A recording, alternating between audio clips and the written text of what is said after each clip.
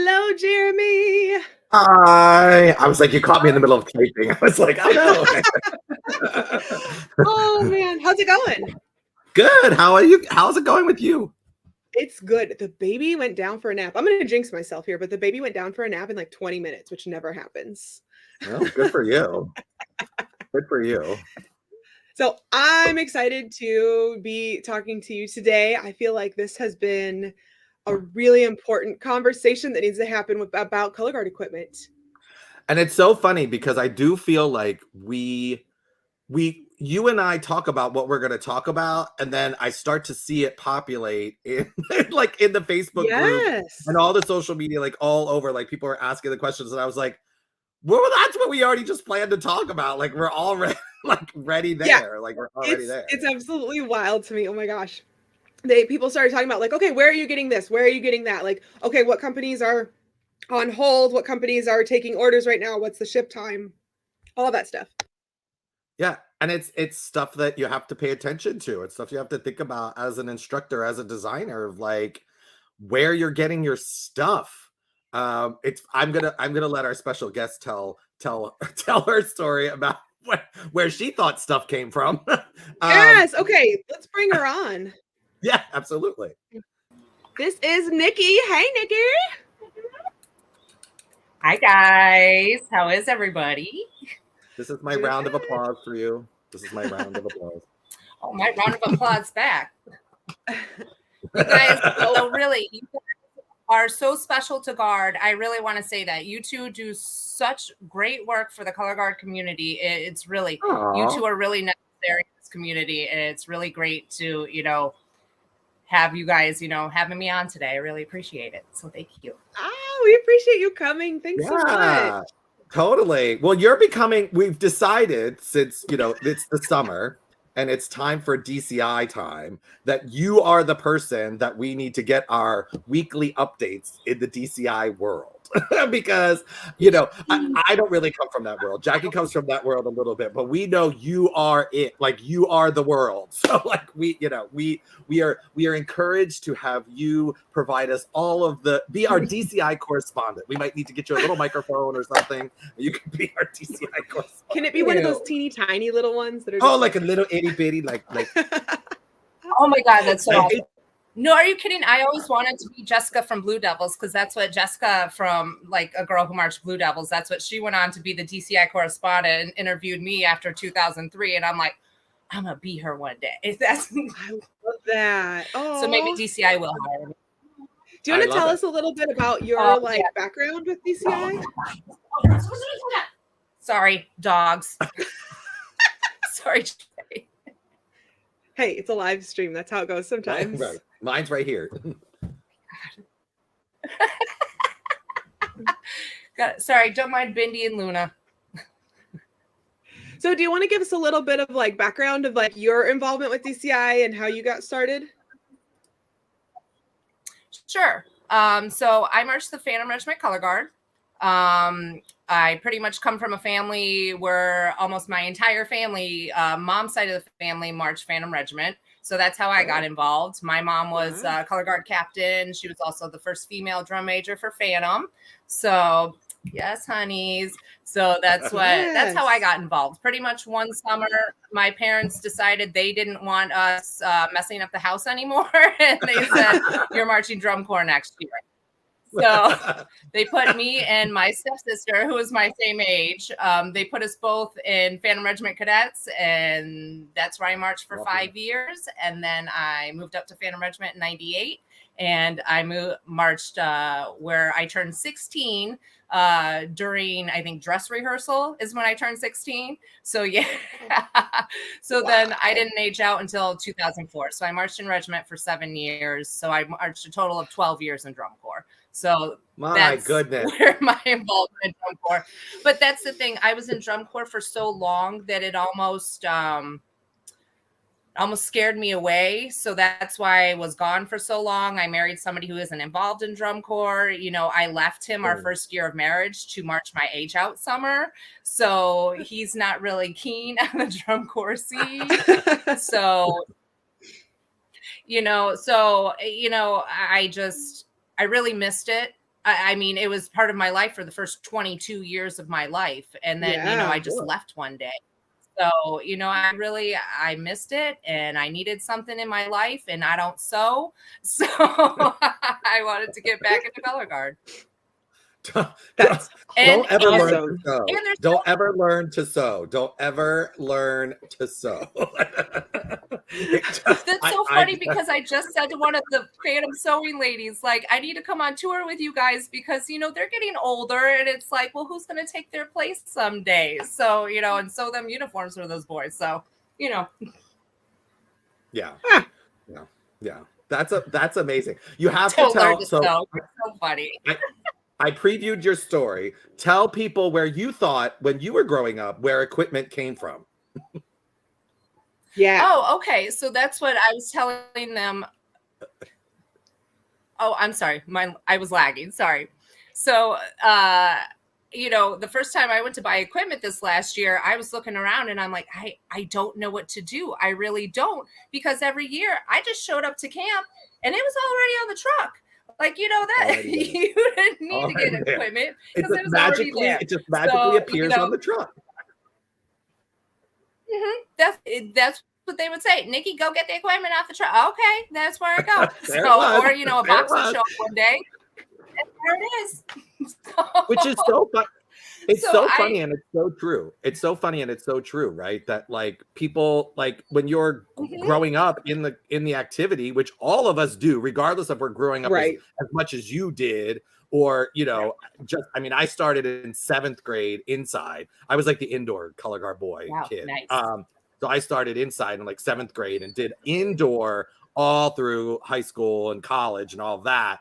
Marched outdoor at Westchester University, but I never did the drum corps thing. But yeah, I mean, it's like when you're growing up, you just like, there it is. It just shows up. And then you graduate from high school or you graduate from college and you go to start your own program and you're like, well, wait a minute, how did all of this stuff happen? Because and so like, yeah, I mean, I think it's a necessary topic to dive into. But I think before we dive in, we want your expertise and drum corps knowledge of what's going on. I mean, expertise. Oh my God.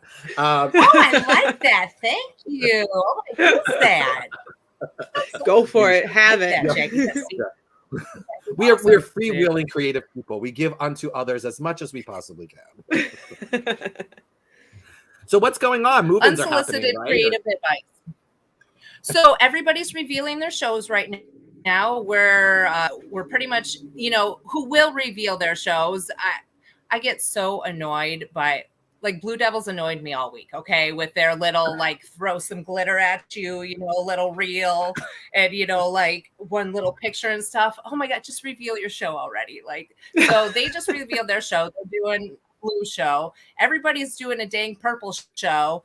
So, we got Stranger Things. I think Mandarin's doing Stranger Things. We've got Crown just came out yesterday. They're doing, oh my gosh, why can't I remember what they're doing now?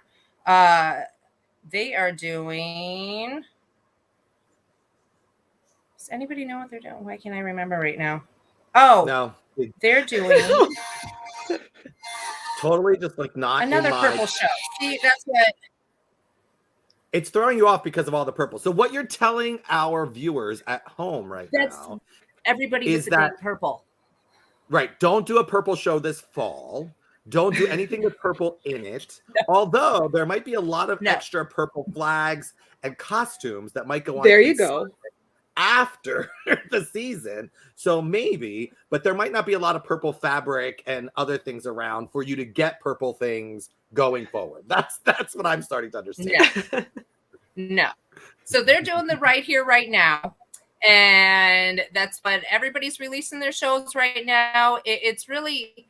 It's funny because there's a lot of like angels and demons type shows. It sounds like dark drum corps this year. So I'm kind of here for it at the same time because I'm like, well, this is a lot of darkness, when we're waiting for, fun and happiness again after, no drum corps, no technical drum corps for 2 years. So we'll see that, I'm waiting to see what Blue Coats are going to come out with their show. I have a feeling, they're going to come out, wow us with the big band. Blue Coats, no Beatles show this year. Please. That's all I'm asking. No Beatles this year. I think they did a great job on the Beatles, but I think they Douglas and we've got let's go on to the next one. So I'm looking forward to people. Are you guys as excited as I am that judging and stuff is finally back this summer? Well, I'm excited to actually start judging drum corps again because I didn't want to really say anything last summer, because they were doing their best. And what are you going to say, that your guard isn't clean? Well, we know your guard isn't clean because you've had 5 weeks to learn your show, So what are you going to say about somebody's guard numbers? So I'm really excited to get back to normal judge drum corps. So, I can judge the heck out of your instructors. Well, as you do. And I think on that level, they need the judge. They need the judgment. You sometimes when you get to that level, you get into your own little space and it becomes very I don't know. It's like just bites off of each other and you don't ever sort of see outside of yourself. Yeah. It's like we all marched here. We all came from here. Yeah. So it's interesting. It's like Go ahead. I was just going to say, it's almost where everybody around them is telling them how fabulous they are, and nobody's saying, hey, maybe you shouldn't be doing this, or maybe you're not that. I mean, who's going to tell Scott Chandler that he's doing something wrong? You know what I'm saying? It's kind of hard to tell the king of color guard that, maybe that's not going to look as great as you think it is. And I think that's another thing too, is that when you get to that level, you have to kind of have a thick skin to understand that so many people are watching you from so many different perspectives that you're going to get some of that feedback, and it might be welcome, it might be unwelcome. But, I think having the judging community and having it set up to be the official sort of feedback is so helpful to those people who are on top. It's like, okay, they officially can take feedback from these people, and that's what's going to happen. So it's still that way. I think it's still very insular. I don't know how. I don't know. It's very inside, right? Like it's very you're creating inside a vacuum, right? And I think the pandemic freed people up from that in a way, because you were creating not for the vacuum, you were creating for everybody else. So I think if you're being critical and you're offering feedback from that standpoint of hey, you know what, think outside of yourself, or think outside of what is this activity, or just approach it from a different way. Talented people can take that in and know how to rearrange that in their brain to make it make sense. Untalented people will get offended, right? That's what will happen. People that are faking it will get offended. People that are talented will go, you know what? I hear what you're saying. Some of what you're saying makes sense. Some of it's bat crazy, but some of it makes sense. So let me take that in and see where I go with it. And if you're talented, you're mature, you have the right, mindset, it's not that big of a deal to get feedback. And it should never be. You should always want that, you should always want to get better at what you do. Right. Well, you would think that, but this is the guard community too. So we have people who love themselves a little more than, they love everybody else. Yeah. And I think that those people are getting that's the thing, though. Right. Right. That's the thing, you know, that's why I'm here to put a pin in their little, you know, big heads so they don't get too overzealous with things. Like, So yeah. no problem. I have no problem popping big egos either. I had a giant ego for a very long time. Many people spent a lot of time throwing pins at it, trying to pop it, and it just would not pop. And then I think That's I had that a thick kid. skin. Right. It did that. And then I had a kid and my ego went all gone. No more ego. Doesn't exist. Can't have an ego when you have a kid. It just There is nothing that Tends to takes happen. the rug out from under you like having kids. 100%. 100%. It was the scariest thing. I was in front of all of I teach Cherokee High School marching band, and it was like we had our band meeting for our show reveal, you know, a couple nights ago. And for like the first time, I was standing in front of the parents who now are all basically my age, which is really messing with me. But I got to say to them, I'm a parent and I understand in this moment what you're feeling about your kids and watching your kids be excited for this. And all you want to do is do for your kids. And I got to have that conversation as a parent to other parents, which I think is change the perspective on how they were able to see it. You know what I mean? Because like I speaking and how from they that see place, you because they see that you Right. understand. Yeah. Right. And being able to give that type of feedback and then be able to receive it as parents is challenging, especially about your kids. So that even goes back to the drum corps people that if your egos can't handle it, try being a parent then. And then, you know, or at least put your mindset in that place and get rid of that and just look at us as the little kids Right. going like, hey, like help us, think about us, worry about us. You know, it's definitely there. It's definitely there. Well, I hope that you are with us all summer. I want like legit updates. I want the inside track. I want like, you know, all of the good stuff that Nikki will bring to the expertise. You mean like SCV firing their lead visual caption head the day before they moved? And then he's got picked up by Blue Devils and Crossmen. So he must be a terrible guy to get picked up by two of them. So Clearly. they won't come out with a statement. They won't tell us what happened with that. They moved up the lead visual caption head from Santa Clara Vanguard Cadets up to Santa Clara Vanguard. So I don't know. They won't say a statement. Mysteriousness continues. Well, I think it will probably all reveal itself as the season goes on. All of these things will start to come to light. But especially once everybody hits the road. Yeah. I want to try and get like stories from the road. I want to talk to the performers on the road. I want to like Andre's going to be on the road with Phantom. You know, our brand manager Andre is going to be on the road with Phantom this Andre summer, Williams. So. There you go. Yeah, so we'll get like we can pull him in on a couple of things and like check in there. I know Dan, our percussion closet managers with the cadets right now, up doing their camp for the next couple of weeks. You know, they're gonna come out so yeah, I love all of that. I love the inside stuff. You know, it's like when you watch like you watch the concerts, you know, like my favorite thing is watching like the documentary that makes it a concert and behind the scenes of what's going on. Like I'm like totally in for that, like seeing them all running around, like getting ready and all that. Love the behind the scenes. But that's why we're here, and that's why we're talking about the things we're talking about, and we're not out there performing or anything like that right now.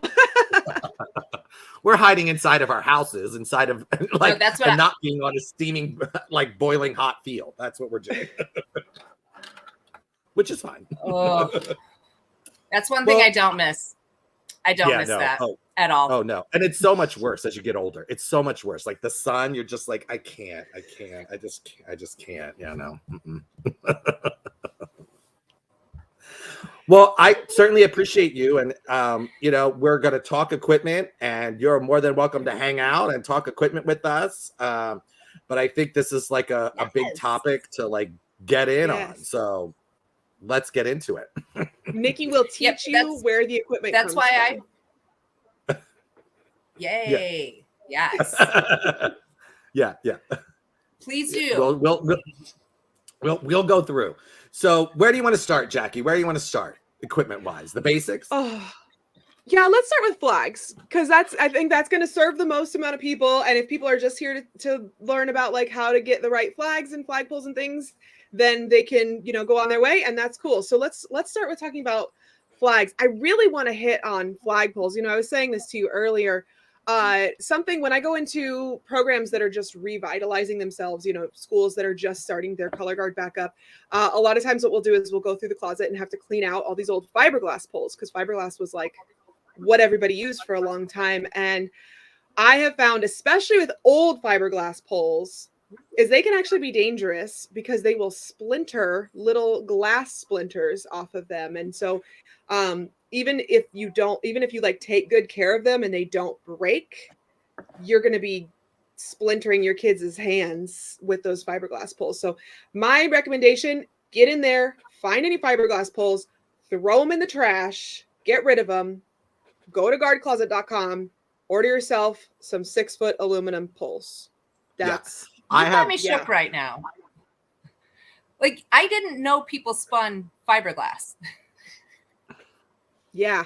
It was an inexpensive thing early on, right? Yeah. In color guard world. So like in the beginning, right? In the beginning, you'll go to Home Depot or the local hardware store, even before Home Depot, and get metal poles or get fiberglass poles. Right. And metal poles were more expensive. And so fiberglass was cheaper. And people were like, oh, well, it's a pole and you can put a flag on it. And, that's all you're going to do is wave it around. But as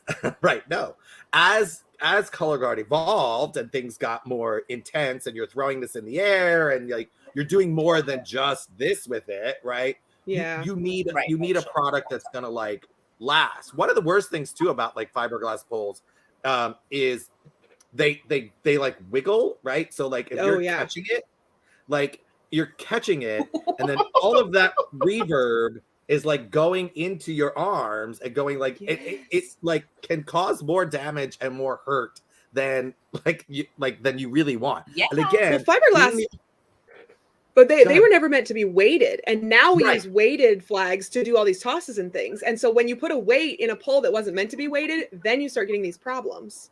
Yeah, it's just it's one thing after another. I think I'm gonna, let's see. Am I able to share my screen?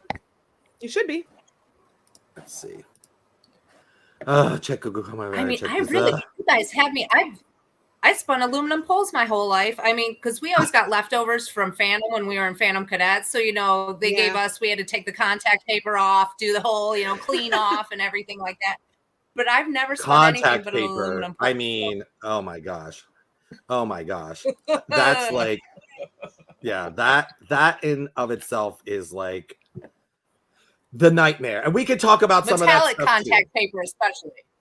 Oh yeah, that stuff like peels and like strings and stuff. Whew.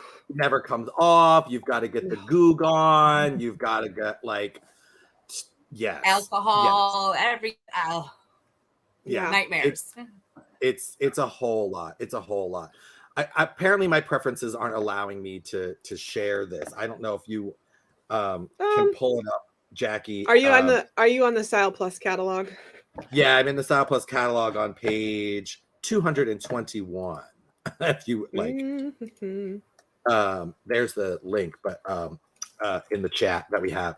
But yeah, so flagpoles, while Jackie's pulling it up, I gotta talk. So flagpoles move from the fiberglass into the aluminum, and kind of comes in your basic colors: silver, white, black, and gold. And you could get them, 5, 5.5, 6, 6.5, 7, 8, on up as many sizes as you want. And, that's the basics, folks. Like, there's no need to try something new. Don't look for something cheaper at the hardware store. These poles are like $12.50 or $12.25 a piece.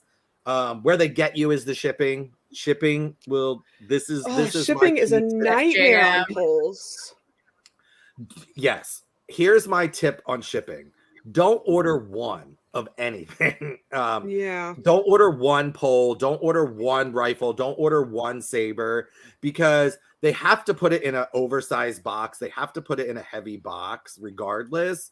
So like you're paying for like, you know, if you're buying a pole, you're paying for a box this big, right? And they're going to charge you for a box that big, and you're going to pay $12.25 for the flagpole, and you're probably going to pay like $20 for the shipping. No, Easy. 40. I 100. literally was just I was working told on 100. this. $100 for shipping. Oh my gosh. I just From was working on FJM an when I order. tried to buy. I said no, thank you. No, thank you. Uh-uh. I said no, thanks. Yeah. That They entire get you- order. it's- I mean, the shipping and would have it's- cost as much as my entire order. Oh, 100%, 100%. And that's what people have to recognize. And we're not charging extra in shipping to charge extra in shipping. It's just Right. these boxes have now, like, I think, and this changed during the pandemic, 100%. Prior to the pandemic, the shipping wasn't as bad. But now with like, I think it's because so many things are shipped and everything is direct to your home, that now these oversized heavy boxes are like having to go like on a separate truck or coming, you know, from a different UPS driver than the one that's driving all around to your house. So you're paying more for that service, essentially. So when you're budgeting for all of this, right, don't look at your catalog and go, oh yeah, well, the flagpoles are $12.25 for one, and I need to get 10 of them, so I need to budget $150. No. That will not cover it. That will not get you where you need to go. It's going to need to be a lot more than that to get you with the shipping. So it's just a matter of thinking about it from the budgeting standpoint. They will get you the right poles. The poles aren't the question. The size is the size that you need for your flags. Now, for those who don't know, a 6 foot is standard, and any flag that you order in a catalog is there for a 6 foot flagpole. Not a 5.5, not a 5, not a 6.5, not a 7, a 6 foot flagpole, 36 inches. I think there's actually problems with the website. It's not loading. So I've got the DSI website pulled up. Okay. So at least we've got something. Yeah. But okay, so here's their flagpoles. Yeah. And you can see like their different sizes. They can go 5 foot, 5.5, 6, 6.5, 7, 7.5 for $12.75. For the larger poles, automatically right now you're going to add $3.25. Period. Yeah. Just add $3.25 to the price for a larger pole. And I get asked a lot, actually, what is a standard size pole? That 6 foot pole is going to be your standard. So if you're like working with a program that has all these 5 foot poles, and I mean, if you need to use 5 foot poles because that's what you have, that's what you have flags for, I mean, whatever. But like, if you have the budget to get rid of all that stuff, give it to the middle school guard or something, and get your high schoolers spinning 6 foot poles. Do it, because that's going to be so much. It's a bigger impact. It's a big, you know, I mean, it's just going to get them ready. Right. Yes. Right. Yeah. So you could want to hold that weights and anchor. Yeah. So yeah. DSI, I was just looking at what same page here. What are those? DSI offers these flag weight anchors, and I've used them. I've seen them. That little gold thing is great. It slips onto it screws onto a carriage bolt, and then it goes into the pole, and it won't make that clanging noise, you know, when it's like banging around in there or whatever. It's very good. It's very good, and it's standard. Like it doesn't. Yeah. It's not going to change the weight. Like your poles aren't all going to be different weights. Right. That is key. And when you're weighting a flagpole, for those that don't know, the heavier carriage bolt, which you can get at Home Depot for like, you know, $1, it goes in the top. And the smaller, it's $2 now. Oh, geez, see? And the smaller ones go in the bottom. Yeah, go in the bottom. I will tell. This is $16.25, which includes 2 weight anchors plus all 4 bolts. So you're essentially paying with this for stuff you don't really need. Like, I don't think you need a 4-inch, a 3-inch, a 2-inch, and a 1.5-inch. Right. Like you don't need 4 weights for one flagpole. You need to figure out what weight you need, because it's going to be different depending on the number of seams you have in your flag. The more seams, the more resistance, the heavier the weights should be to get it around. Key point. More seams, Physics. heavier weight to get it around. But I don't think you need all 4 bolts. Like, figure out which one works. Go to the Home Depot, get your bolts, and then just mass produce it on a regular line. I will also say that just taking electrical tape and taping it to the bottom of that carriage bolt before you stick it in will prevent that clanging and banging around from happening too. Yes. That's one thing I will say. Recommend it. Yeah, I don't recommend it because it's going to make it different. Like, one person might put a ball this big on there. One person might put just a couple of layers. So that you really have to make sure you're working to get your flagpoles all exactly the same weight so that they all spin around together. And I've had people on the team who are like, no, I want a heavier equipment than everybody else so that I can push harder or something. And it's like, but then the flag, like once it leaves your hands, it's only going to spin the same if it's weighted the same. It doesn't matter if you push extra or push less or whatever. That weight is going to take over once it's out of your hands. And if they're not the same, it's not going to be the same. But yeah, you can do that. I just make sure you have one person doing all of them if you're going to do that setup. Right. Set up an assembly line, right? Like set up an assembly line when you're putting your flags together. Like you're responsible for this, you're responsible for this, you're responsible for this. If all I got to do is take the carriage bolt and next person, next person, you know what I mean? Like it can move along quickly. It's a bonding activity, right? Like sit around in a circle and wait and put your flagpoles on. Like please do it. Look, there are a million ways to, put end caps on poles, tape poles, weight poles, not weight poles. What we're saying to you right now is what we have found works best and what we see like the vast majority of the programs doing. Obviously, every program is different. But I would say to you, if you're that instructor that is like questioning weights or questioning the size of what we're saying or anything like that, like this is the ego part where you move away and you allow the expertise to give you the information so that will make your program better. That's all that this is just here to make your program better. Okay, I want to point something else out too here. I get this question all the time with these rubber pull caps that have the little washer in the end. This washer in the end is not a weight. This is not a weight for your flag that you would, I know we laugh, but there are a lot of people who believe that. They're like, oh, my flag is weighted. I have that washer in the end of my cap. No, this washer in the end of the rubber cap is just to prevent the pull from cutting through the rubber.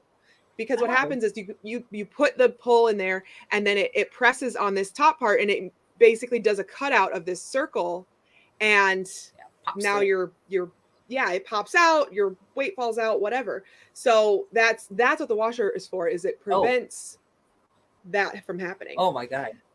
You're right. Like I've seen so many bolts fly across the field because all of a sudden just whoop, it just not taped properly. Not taped. Also true. If it is taped, it will hold it in, even if you break your rubber tip. Here, I'll use an example. If this was your end cap, or if this was your bolt, and you stick it inside of the pole, right? It goes inside the pole. When you're taping that on, you do a little X, you go across this way, then you go across this way, then you do a little whoop, whoop, whoop around, and that will not come out of the pole. It will not come out of the pole. Yep. Just tape it already. My goodness. I hate when I hear when I hear clings, cling, cling, cling. Yeah, you're right. You are not alone. There are a lot of people who hate that. Well, but you know what? I think there are people out there that are like, yeah, it's super cool and blah, blah, blah, blah, blah. And you know what? It is super cool when everybody catches at the exact same time. Yep. But if you're a high school guard, I I don't know that that's going to happen for you. So like, don't like, you know what I mean? Like, don't. No, it's cool for the South Shore drill team. It's exactly not cool for a regular color guard. Right. No, there's a place, right? There's a place. If it's an effect, Right. if you like want that, Right. you know what I mean, happen as a part of your show, it's like supposed to be clangy and weird and all that kind of stuff. Great. But like, it doesn't make it cleaner. It doesn't, it's another indication to the audience or the judges that it's wrong. And why would you want to do that? Anyway.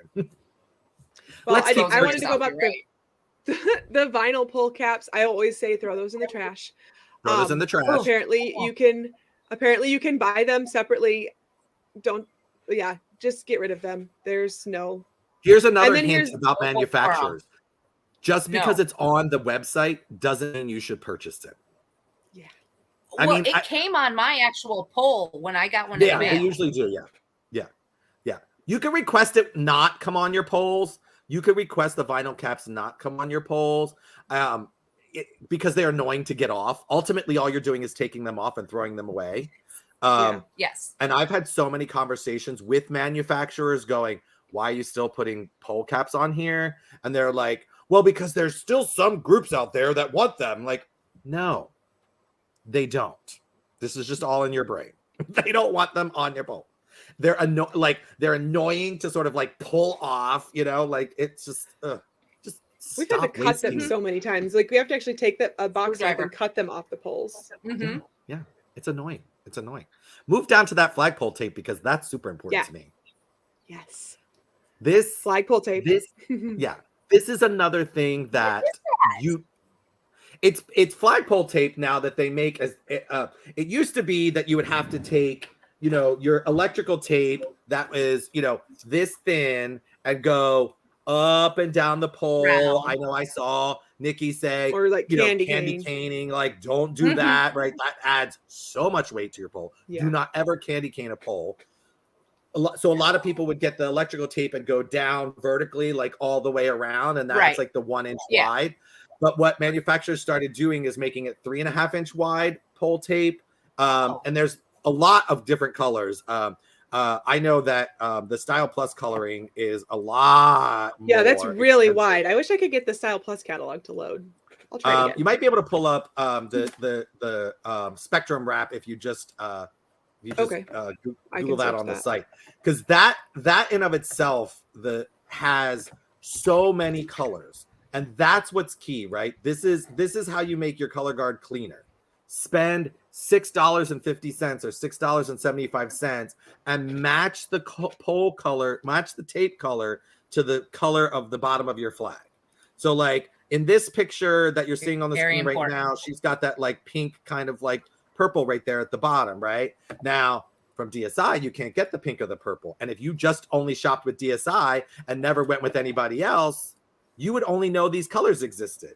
If you reached out to us at Guard Closet or talked to a brand manager someplace, they're going to tell you, oh, we've got tape colors of all colors and we can get you any kind of thing you want.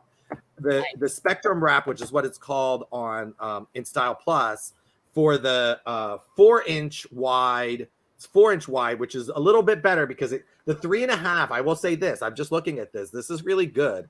The 3.5 inch doesn't quite like make it all the way, like it just like, you know what I mean? It just like boom, it like touches it.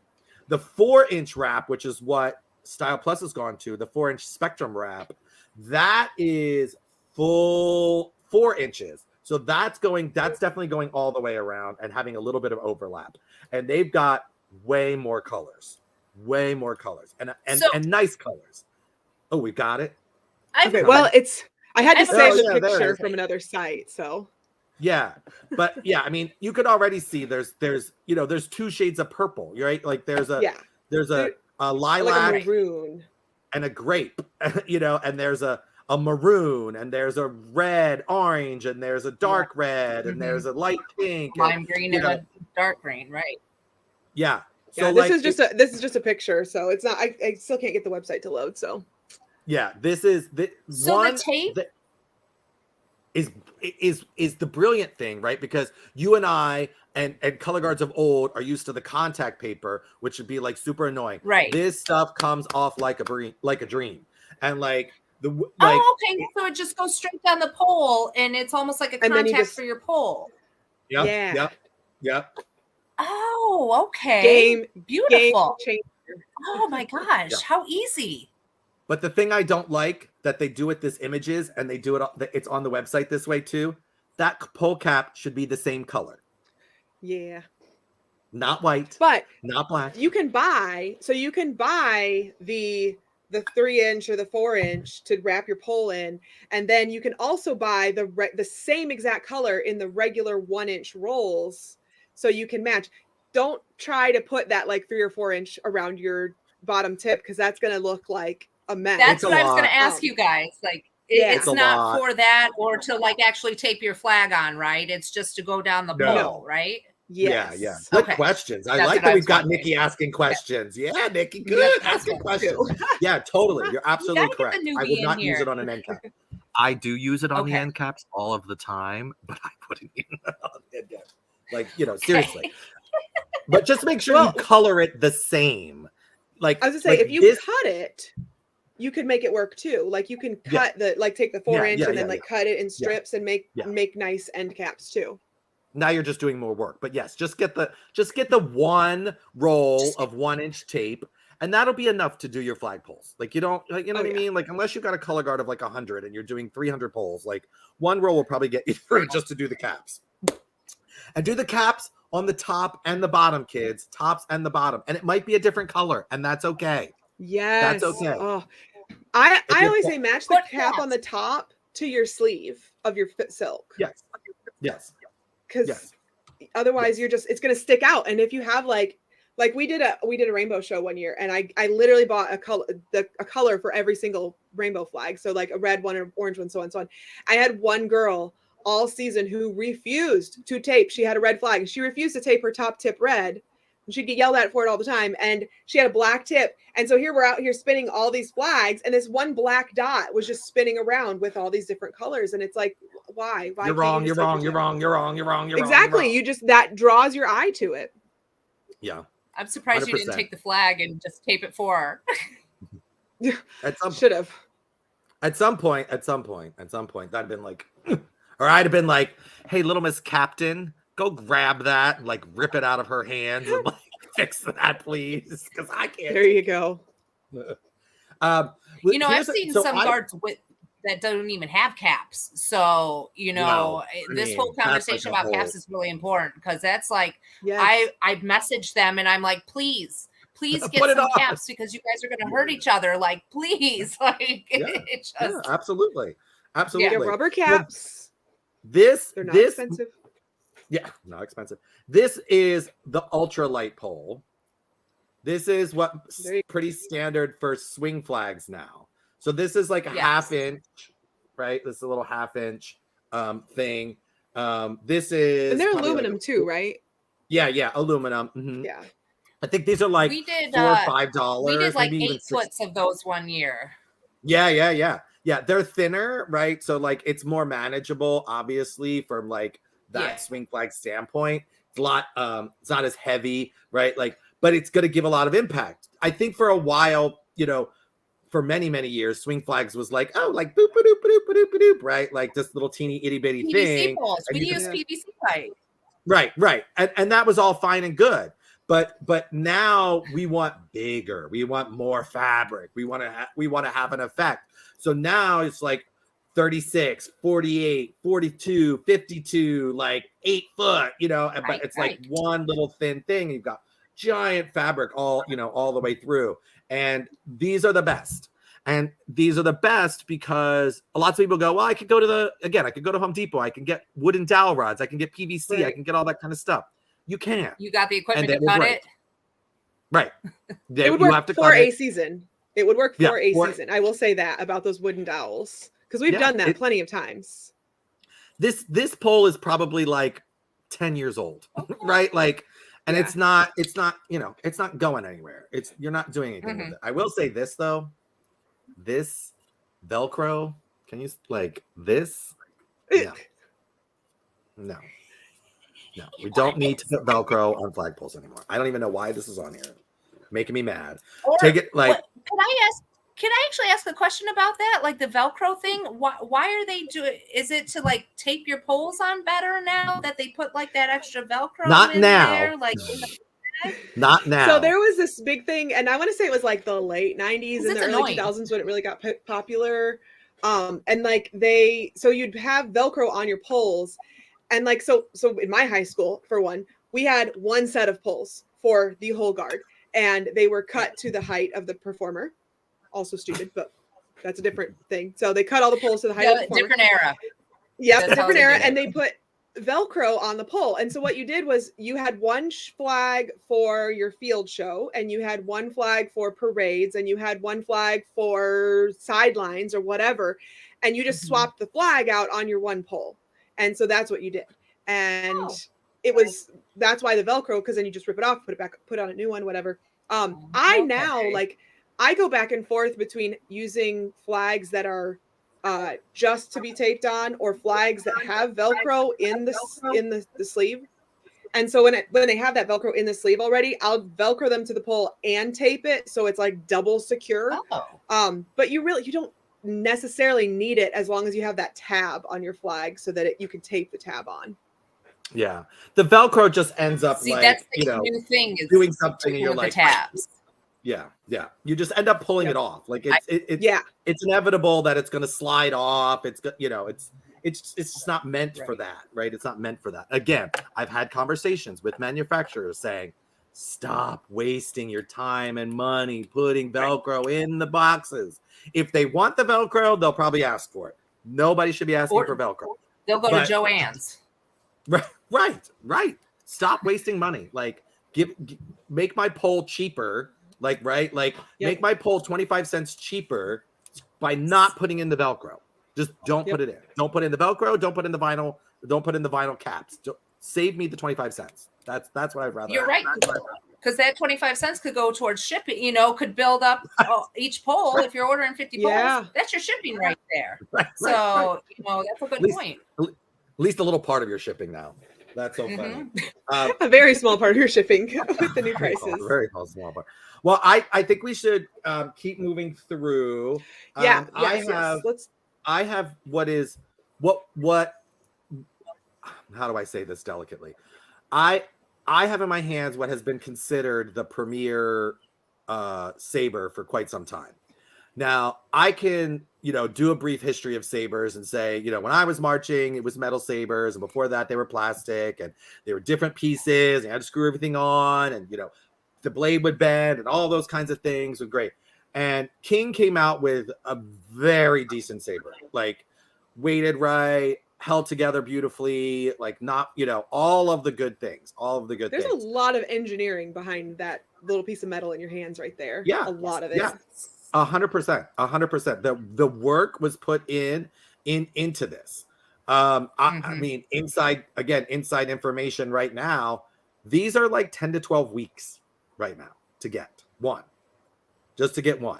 And that's a lot. And it's coming out of the pandemic, and that's a big part of it, right? Supplies and people to make them and all that kind of stuff. It's going to take a while. So if you have dreams of getting a King Saber, you might be waiting a little while, which is, why there's, other sabers to talk about. Like, I think that the Dsi Excalibur Sabre is a great saber. This saber is $185, $200, $215, has the mysteriousness, I guess, that surrounds it, that it is a lifetime guaranteed saber. That's like 20 mythical years lore. on mine.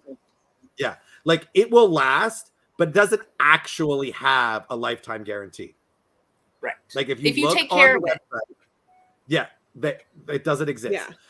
The Excalibur Sabre from DSI actually will say this has a lifetime guarantee with it, and if any parts for legal and replacement of parts and things like that, they will replace the parts. Okay.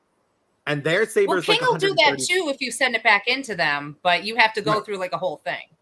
Yeah, you have to go through a whole thing. That's and again, I understand the mentality of a premier piece of equipment. It's like the BMW, right? Like when you take your, I don't have one, but When my father-in-law takes his BMW in to get fixed into the dealership, they may take a while. They're going to get to it when they get to it. It's going to probably be somewhat expensive, but it's the top of the line. And so you're going to get that nice ride, and you're going to get that pleasant seat warmer, and you're going to get all of those wonderful things out of it. You're paying for all of that, right? Like you're paying for all of that. I find that the Dsi Excalibur Sabre, especially for like programs that are a little bit more budget conscious, that need to be a little bit more budget conscious. I mean, the difference between $135 Sabre, $145 Sabre versus $215, is a lot. And if it's going to get, I mean, and the Excalibur Sabre is basically the same exact thing. It's basically the same exact thing. It just I think it looks like, just the look of it is the important thing a lot of times, especially when you're talking about high school guards, or you're talking about people who are just starting out on Sabre. They're looking for that look, and not necessarily, wanting something that's going to last them 20 years. They're like, I just need a Sabre that's going to get me through high school, and getting replacement parts when you break something or when you bend something guaranteed that's a pretty good deal for somebody who's just starting out on Sabre.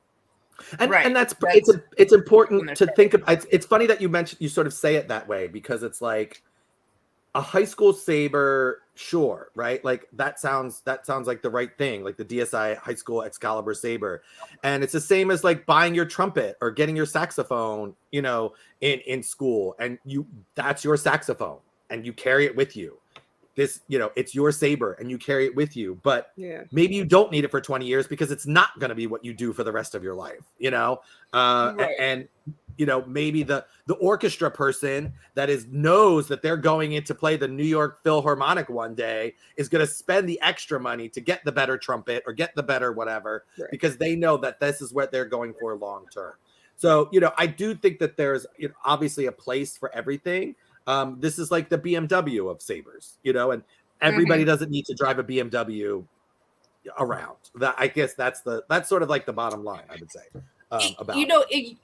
You're right. If you're just learning now, learning Sabre, it's like you said, a BMW. It'd be like giving your 16-year-old a BMW. Like you're going to give your 16-year-old the cream of the crop, when they're just learning out. You're right. The Excalibur is probably a better way to go for kids who are just learning, because I remember when we first got our King Sabres, when they first came out with that new design, I think I broke 2. And it was like, we were getting down to like, because they had just come out with a design. They had a flaw in the end of the end of the blade that it just snapped off at this particular area, and all the blood.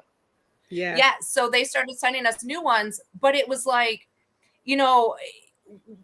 Jennifer's looking at us like, don't you drop those Sabres. And we're like in fear that we're going to drop these Sabres because we're dropping, an expensive piece of equipment. So maybe you don't want to go that route if you're a color guard instructor. Maybe you want to, try, the DSI route first before you go, guns a-blazing, go to the Kings. So, that's a really good point. It's still important to wrap, right? Like it's still, I mean, this has been through it, right? This needs a new wrap job, but this has been wrapped. It's especially important to wrap this screw, because this screw is like the lifeline to the entire Sabre. And if it gets loose or comes out and you're done. So this is actually my cousin's. I lent it to her when she was marching DCA. Her name's still right there. See little Ashley, like right there. Maybe not. Anyway, so but yeah, this needs to be wrapped and multiple times a season, maybe. Right? Yeah. Like I hate the people that are like, absolutely. If you're not taping your equipment more than a September, few it's times. November. We're going to championships, and like this is what you're throwing your Sabre in the air, and it looks like this, right? Like Oh no, honey! You should all taping your stuff the day before championships. No, tape. No. And pull the old tape off. Don't leave that on there to just. Oh my gosh! Make it heavy. No. Well, also too, I have a theory about taping the Sabre, with you're saying your screw is your lifeline. I have a feeling that if you candy stripe your Sabre blade, that's going to put so much weight on your blade that you're going to have to constantly tighten that screw. And if you are constantly tightening that screw, it's going to eventually strip, and then your saber's done. So don't candy stripe. That's what I keep telling these kids. If you have instructors telling you to candy stripe your saber, tell them to DM me. I will tell them they are wrong. I am sorry. I know we're in color guard and that everybody has their own ways of doing stuff, but I had kids telling me that they candy stripe their saber for grip. What? No, you have tape on it for grip. I mean, I did DCI in Florida. I did DCI with Florida honeys. Like, you know, it's a miracle we even kept that equipment in our hands. Like, you know, and I didn't need a candy striper to hold on to it. So no. Don't you know, you're right. That screw is your lifeline. I know. See, and when I spun, we didn't just candy stripe, we basket weave taped, which is a candy stripe in one direction and then a candy stripe back in the opposite direction so that it's a crisscross. Yeah. It was very heavy. I will say that. It was very heavy. And it did not like guns. But it didn't. The thing that really got me was that it didn't actually prevent the saber from breaking at all, because we actually broke some blades. We were also using we used Excaliburs when they very, very first came out with the Excalibur. And we broke a couple of those, and that they thought that basket weave would help, and it did not. That tape does not hold metal when it's flying through the air. So yeah. I will say we should, I mean, we could have another segment on proper taping and how to take care of your equipment, like go on about that for days. True. But like the amount of ridiculousness that I have seen with equipment just to make it, that ends up making it more difficult for the performer, blows my mind constantly. Like, okay, this is great. This saber has one little spot tape. Perfect, right? In the air, you barely notice the spot tape. I wouldn't necessarily wrap it all the way around. I'm more of somebody that would, you know, put it on the back so you see it, like on the rifle. You know, you put that little piece of black electrical tape like on the side that you're going to toss and see. But like none of this stuff on the other side. Like I just see too many people. Like I've seen so many times, like candy cane stripe in different colors. You know, it's like red and white. Oh, it's Christmas. Let's do it. You know, it just makes the whole thing like not good. This is the smallest little piece of equipment, and the more you sort of break it up with different, you know, colors and whatever, like it just the lines are like the long line is gone. It's gone. It's like now your saber looks like it's this big. You know, you're like boop boop boop boop boop. So taping, just in general, you have to think about the effect of the show, right? Like, yeah, that's like a whole design conversation too, as far as taping goes. Yeah. It's like a whole thing. Do you want to move on to rifles? I don't have. Yes, I have the DSI catalog pulled up here on the rifle page too. Oh yeah, perfect. Rifles. So rifles, and Jackie has strong feelings about this based on where she lives and what she has to do because of even the word rifle, right? Like, oh gosh, yes. Tell that. Let's start there before we get into like. Yeah, before we start actually like getting into all of this. So these are the elite rifles. They are shaped in the general shape of a rifle, of like a firearm. Okay, they're not. It's a solid piece of wood. Some of them are plastic. They're not. We get asked all the time, is that real? Can it shoot? Blah, blah. No, it cannot. There's actually a really big problem, a really big movement going on with schools for you know, understandable reasons, to eliminate rifles from color guard equipment and to not have them, because you have something that looks like a gun coming into a school. I get it. Well, how does that affect ROTC then? Well, a lot of these places don't have ROTC. They don't have ROTC. They don't have any sort of presence like that. I actually did a whole like video on this that caused a lot of controversy over on YouTube at one point. And, you know, there were people arguing in the comments, like one way or the other, why we should have them, why we shouldn't. The history of color guard is that we have rifles. And that's, you cannot get away from that. You know, we're not going to just eliminate it. I will say that these schools that are deciding to take rifles out of color guard and where their color guard just does flags or whatever, those students are missing out on skills that are going to help them if they decide to go on to March DCI, if they decide to go on to March WGI. I think that's where every it's really drum important. corps, every winter guardsman's rifle, every single one of them. Yep. And it is important. It's important skills to have. And I think that's why, like, this here, if I scroll all the way down, is really important. They have this piece of equipment here called the ARC 1 rifle. And it's an ARC. It looks a little bit rifle-ish, but it's like way less rifle looking than something like this. And so I think that's different than an air blade, though. Yes. Yeah. Yep. Also different than an air blade. But an air blade also same sort of concept is it's a piece of equipment that looks and spins similarly to a rifle, so that you can have these skills developed while they're in school without actually bringing a rifle to school. And so that's something I think that's important for us to kind of look at and sort of embrace a little more. The color guard community has had a really hard time embracing the air blade. There are so many people. Anytime I post air blade videos, probably 50% of the comments are like, "Oh, that's cool. What is it?" And the other half is like, "That thing is a piece of garbage. I hate it." And really, we need to, first of all, stop being negative on the internet as far as that sort of stuff goes. Don't be negative.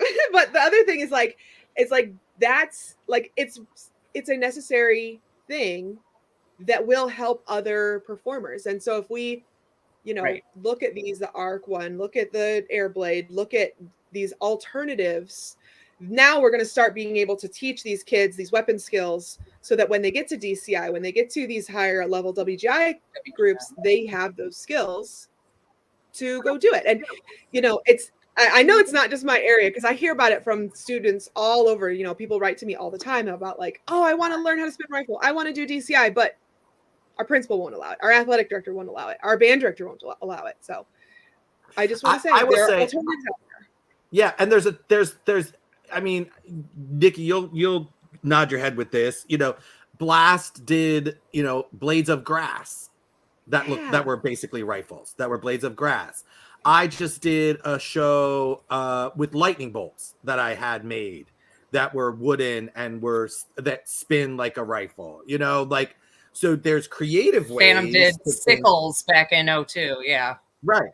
Like there are creative ways to think about it. Like I look at that ARC 1 rifle and I go, all right, what could I do with that aesthetically? And, 10 minutes ago, I said, don't tape your rifle crazy and do all that kind of stuff. But when you're talking about something like this, especially from an adjudication standpoint, you want to make it look like it's a part of your show and it has a reason to be there, right? So like, I don't agree with this picture with this girl with this red stripe on her rifle. It's better because it looks full like line. Cool. Yeah, you get the full length line, but like no. So like you look at that comma and it looks like an arc, and like, oh, well, maybe I'm using it as a comma in my show. Maybe I'm using it as an exclamation point. Go. Maybe I'm using it, like how can you think about a different piece of equipment? Like a lightning bolt, right? Like I had a storm. I wanted to create a storm. Now we use rifles at my school, but like I had a lightning bolt made by somebody that makes rifles and painted it stunningly beautiful. Like, yeah, it's great. It's great. I wish I had a picture of it. Blue Stars had keys. I loved the keys one year that they did that. And we've used bones. We actually had bones, and those are super popular. Every time I post a video of our bones, people are always like, "Oh my gosh, where did you get those? How'd you make those?" That's great. I think I was one of them. Like, yeah. But if you go back up to this, sort of standard rifle, the things to think about when there's a lot of options when it comes to rifles. Lots of companies have them. They have ones with weights, ones that you can weight, ones that are pre-weighted. It's sort of all over the place. 36 inch, 37 and a half inch, 39 inch, 42 inch, blah, blah, blah, blah, blah. You could get all of the different lengths, all of the different butt widths, right? Mm-hmm. Like a bigger butt is going to be heavier, but it's going to give you more visual impact also, right? Again, you're talking about something that is already small, and if you you have the ability to make it even bigger, right? That's obviously what I would want to do, right? Like that's how I think about it. So the rifles you can get with a black bolt, a gold bolt, a silver bolt, a white leather strap, a black leather strap, all of the no strap. I Web strap, again which strap, white, silver bolt, black bolt, black strap. All that does is disappear. All that does is look, keep it a I street. actually would argue with that as far as like getting everything together. So we used white straps and silver bolts for the longest time because it does disappear. Whenever we started looking at doing a colored bolt, like a dark colored bolt, it actually made us look less clean. Even though you're not seeing like the bolt specifically, there is like just this something about it that's like, oh, those aren't quite going around together. And you can notice it because of the bolt being in a slightly different place or the strap being in a slightly different place. Yeah, that's, I mean, it's if you're doing things to not help your color guard, like, you know what I mean? Like, just do the simple thing and get a white strap. Get a simple thing and do the silver bolt. Like, don't do things because this is the way we've always done it, or this is how we see other people do it. Like, other people are not you. And I look at the drum corps world or the winter guard world, and you literally have these performers who are professionals at what they do. That does not translate to your high school color guard. Right. It just doesn't. So don't look at this from don't look at the equipment that this girl, that is holding right there and go, that's how I should do my rifle, because that girl's a professional and she's been spinning that piece of equipment all summer long, like 16 hours a day. Well, also somebody's told her to do that. She didn't just decide to do that. There's a whole design team that decided this is what's going to happen. This is the way you tape it. There you go. So, there's a lot of thought that's put into that as well. Not sometimes, but a lot of thought. Yeah. Execution is key. Those people will have those rifles going around together. You and your high school color guard, you just got to be realistic. It's just, Unless you're Palm Desert Middle School, Right, exactly. Your West Broward, that's different, right? Like, again, professionals, right? Like, but don't set your kids up to like do poorly just because you see that on the drum corps field and you think that's cool and we need to do that. Like, there are alternative ways that you can do something that looks similar but works for your team. And I think that's what people have to understand is like, you can create different visuals that give the same effect or the same sort of feeling, but works for your team and your team can execute it well. You can do drop spins, whereas a drum corps might be doing Peggy spins, a really nice clean set of drop spins is amazing. Right. So, right. And achievable and all of the easy things, right? Like all of the easy things. Drum corps and winter guard is there to push the barriers, is there to expand the horizons. It takes a while to trickle down. Don't just look at what they're doing, what they have in their hands, how they're, and go, we should do exactly that. Because it's just not going to work for you. It's just not going to work for you. I want to talk about the different lengths too, because sometimes I see like, small town high school guard, they go and they're asking for advice on what length to get, and somebody just says, oh, everybody spins 39s. I'm going to tell you straight up, everybody does not spin 39-inch rifles. In fact, I would say there's probably a lot more guards that spin 36s and 37.5s than there are that spin 39s.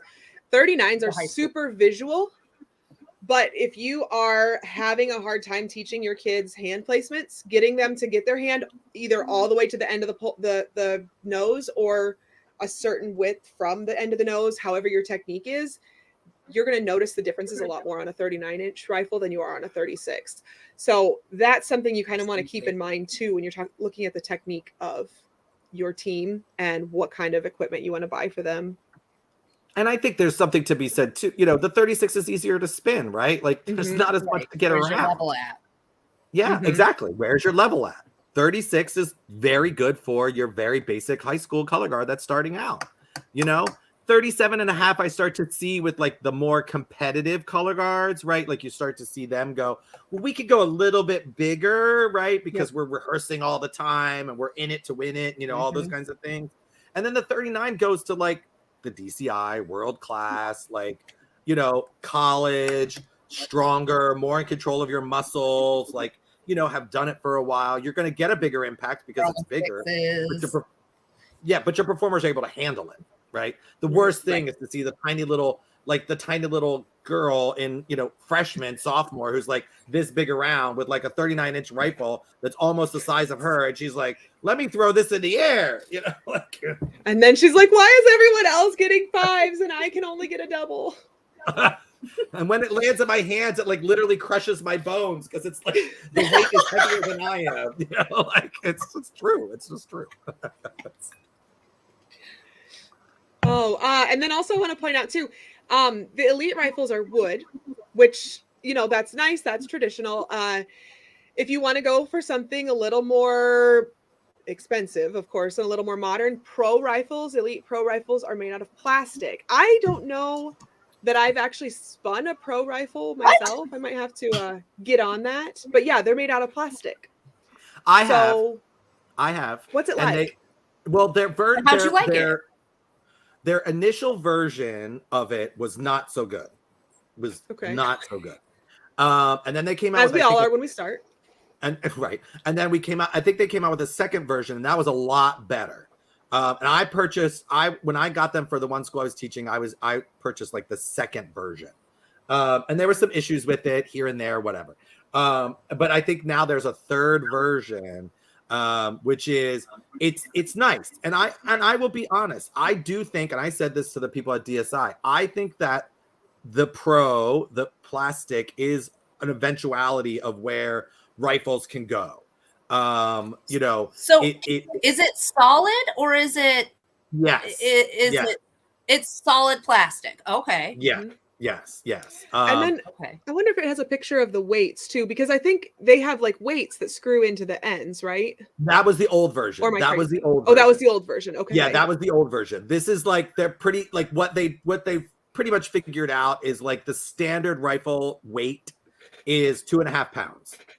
2.4, 2.6, the thing and so what they did with the pros is they made them 2.5 pounds. So when you buy a wooden rifle, there is going to be a little bit of variation in the weight. It's wood. It's going to be there, right? In the plastic, it is what it is. And it's molded and it's poured and it's exactly replicated and duplicated. So I would get to say to my kids, no, they all weight exactly the same. Shut up. And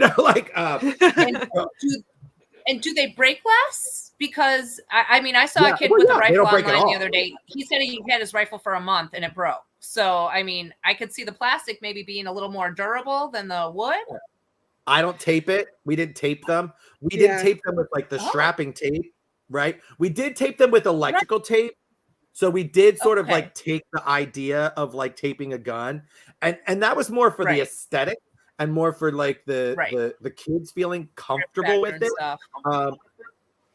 So I think that was like, and we did the standard, rifle taping on the tip and the butt and all that kind of stuff. Because there is still padding on there. If you look at the thing, there is padding on the ends of it. So you want to take that padding down and make sure. Make sure that you're taping that so it's not going to come off, and you're going to protect your gym floors if you're indoors. Yeah, you want to take the bolt off and tape, where the screws are going in because it's plastic, right? And as we talked about with the Sabre, if you keep screwing it and keep tightening it, it's going to strip it and then it's going to come off. And with the plastic rifle and with a wooden rifle, there's no re-putting that screw in. Like once it's gone, it's gone. I've tried to put like Gorilla Glue in the thing and like all that kind of stuff. It's just wood glue, everything. Nothing works. Nothing works. Don't try. We're here to tell you nothing works. So don't try it. Just we're here to help you. Well, it might get you through a show. It might save your tail if you're in warm up. But like, it's not. Don't expect it to last you the rest of the season.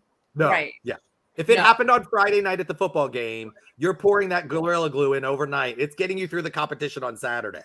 I don't think it's getting you through rehearsal next week. Like, that's what I don't think, you know? But yeah, the plastic rifles they do exist, and I have spun them, and I do think they're perfectly fine. I really do. And if you have the money to invest in it, it's like the King Saber in a sense. Like, it's not going to break. So It's not going to break. it's more expensive? It is Yes. a little bit. So the Elite 3 wooden rifle, let's say you get a leather strap, is $42.75. The Elite Pro 3, so same size with a leather strap, is $66.25. So you are putting in about $20 more to get that plastic, but it may last longer. So that's one of the things. It's definitely going to last. Worth It's it. definitely going to last longer. I mean, you find, like, with the wooden rifles, you know, like after a season or so, like, you've got to sand them down and repaint them, you know, with spray paint or whatever. With the Elite, with the plastic ones, you do want to clean it, but if you sort of like tape it all with the electrical tape, you don't have to really do too much. Just retape it, you know? I mean, get some dirt on it. Get some like cleaner, Low you know, that you use to clean your countertops with, and spray it and wipe it off. Like, it's pretty. In terms of that, it's a That pretty sounds. decent I mean, product. it seems like they're taking rifles to the next level with that. You know, seems like where. I mean, if somebody said to me, "Here, spin this plastic rifle over this wooden rifle," I think I would have taken the plastic rifle. So. I don't know. It sounds like that's a new innovative thing that's going in the right direction. So we'll see where it goes. Yeah, absolutely. Yeah, and I think that's something too. It's taken a bit for the color guard community to kind of warm up to, just because, you know, we like to do things the way we've done things, but it's, you know, it is definitely something that we should look at, you know. Maybe that's a better alternative for some teams. Maybe if you're a low budget high school team and you're like, oh, I can buy rifles, but I can only buy one set of rifles and it's got to last me the next 5 or 10 or whatever years. Maybe that's going to be your better bet than getting those traditional wooden rifles, even if wooden rifles is all you've ever spun in your whole life. Yeah, Right. it's very true. It's going to take somebody like Blue Devils or something to, you know, come out, like Boston Crusade. You know, it's going to take somebody, Pride of Cincinnati, somebody. It's going to take somebody like that to spin plastic rifles to be like, okay, that's it. We're all spinning plastic rifles now. We're allowed to how do it it, goes. right? We're allowed to do it. It's like, Yeah. we have to get permission, right? You know? Yeah, it's true. It's true. It's true. Look, I think the bottom line when it comes to equipment, and this is, you know, probably a nice way to wrap this up, is do your research and ask the right people. Don't ask the person on the other end of the phone that you're calling from a website. Don't expect them to have the knowledge that you think that they will have. It's very rare in this world of marching arts and manufacturers that when you call into these numbers that you're dealing with someone that really knows the equipment and knows the activity. Oftentimes they know enough to try to sell you what they are selling, particularly. Yeah. But they're not going to sell you what's best for you. Mm-hmm. And as we've been talking about, what's best for you is probably varied greatly depending on where you are, what your color guard is, what your budget is, all of those things. The people on the other end of the phone are just going to sell you whatever whatever. They're going to sell you whatever. And there's too many things in catalogs and too many things on websites that shouldn't be purchased, right? That need, like plastic tips, vinyl tips.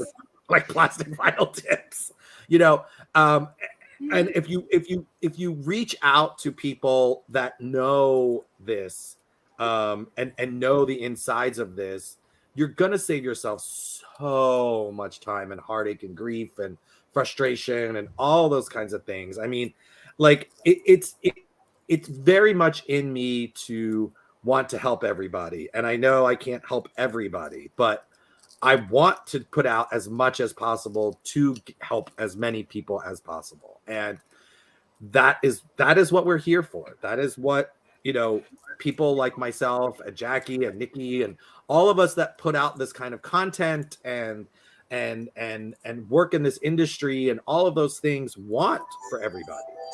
That's what we want. Off she goes. Absolutely. We wouldn't be here So- like doing all of this for, for how many years have we been online talking about these things for free, basically, and putting it out there if we didn't really want to improve the activity and help other people, move their way up through the activity. Yeah. We're a very So small we're going to community. be back. So small. Yeah. Oh yeah. We're going to be back each week doing this, right, Jackie? We're here. We're committed. We're giving you all the information that we possibly can. We are going to be. We've started to reveal Get It Day. Ooh. What is that? which we're very excited about. It's a little bit of a heavy lift for Jackie and I in the next couple of weeks. June 14th is going to be Get It Day, which is Flag Day. Isn't that Flag Day? That's what Yeah. See, they can, right? We smart people over here. It's about getting it. It's about getting the things that you need on that day. Reasonable prices. We're gonna have specials. We're gonna have like live. We're gonna have a live stream all day long. We're gonna be like GC, QVC, or I don't know. We're like, it's quality home shopping at its best. We have so many surprises that we have like lined up. That's gonna be like super fun. We have discounts on things. Like your reveal day. Yeah, exactly.